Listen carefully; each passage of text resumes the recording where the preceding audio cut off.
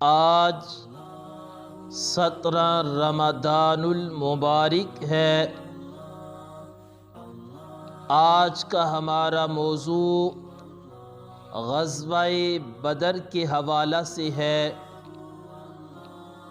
محتشم سامعین و ناظرین، 17 رمضان المبارک کو عالم اسلام شہدائے بدر کا یوم بھی مناتے ہیں، اور ام المؤمنین سیدہ عائشہ صدیقہ رضی اللہ تعالی عنہا کا یوم وصال بھی 17 رمضان المبارک کو ہے۔ ام المؤمنین سیدہ عائشہ صدیقہ رضی اللہ تعالی عنہا کے حوالہ سے ہم نے کل کی گفتگو میں چند باتیں عرض کی تھی، اور آج غزوہ بدر کی نسبت سے چند باتیں عرض کروں گا۔ رب ذوالجلال ہماری حاضری کو اپنی بارگاہ میں قبول فرمائے۔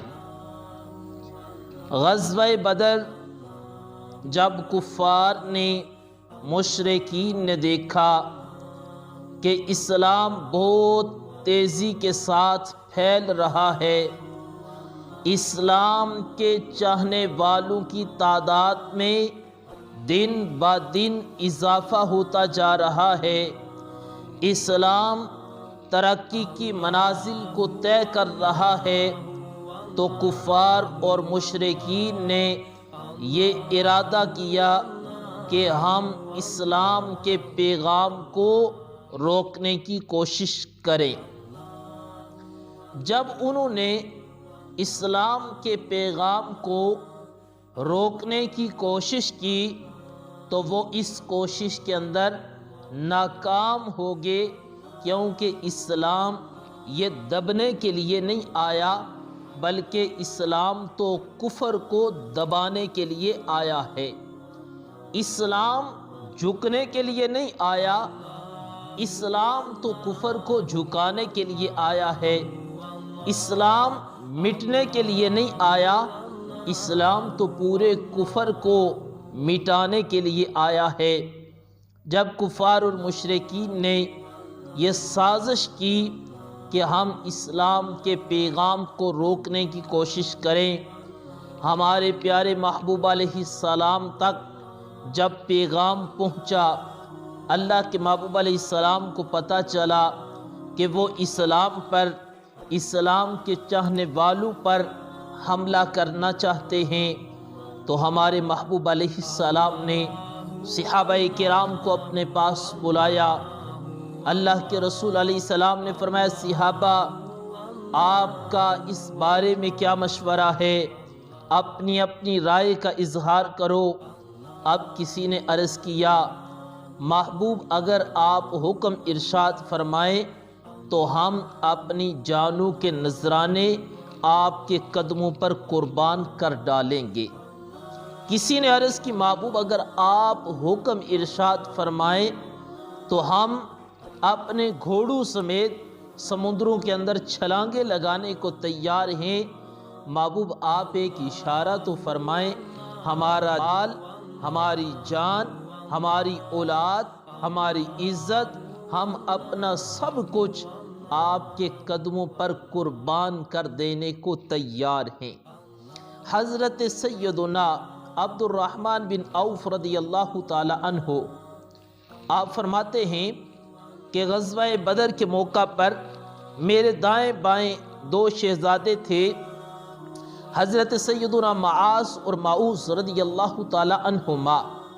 آپ فرماتے ہیں جب میں نے ان کو دیکھا تو میں نے سوچا کہ کاش میرے ساتھ کوئی بہت بڑے جرنیل ہوتے، طاقتور ہوتے کہ وہ کفار کا مقابلہ تو کر سکتے۔